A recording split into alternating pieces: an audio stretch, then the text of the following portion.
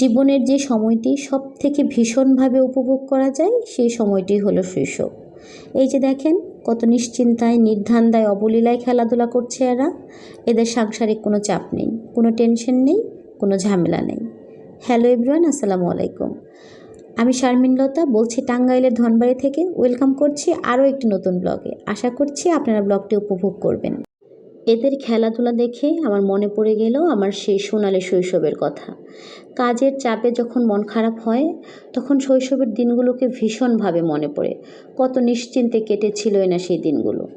বড় হয়ে যাওয়ার পর শৈশবের দিনটি এতই মধুর মনে হয় যে সবাই আবার সেই বয়সে ফিরে যেতে চায়, কিন্তু সেটি চাইলেই আর পাওয়া যায় না। আমার শৈশবের যে দিনগুলো চলে গেছে সেই দিনগুলো কখনোই আর ফিরে আসবে না। সেগুলোই সবচেয়ে মধুর স্মৃতি হয়ে থাকবে। তখন চিন্তা ছিল একটা বড় হওয়ার, এখন ইচ্ছে শুধু শৈশবে ফিরে যাওয়ার। শৈশবের স্মৃতিগুলো যেন শুধুই একটা সুখের আকাশ, সেখানে দুঃখের কোনো স্থান নেই।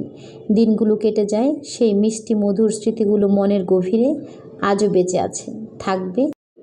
বাচ্চাদের খেলাধুলা দেখে আবেগী হয়ে আমিও ঘুরে এলাম আমার সোনালি শৈশব থেকে 1 মিনিট 11 সেকেন্ডে। সবাই ভালো থাকবেন, সুস্থ থাকবেন। আল্লাহ হাফেজ, আসসালামু আলাইকুম।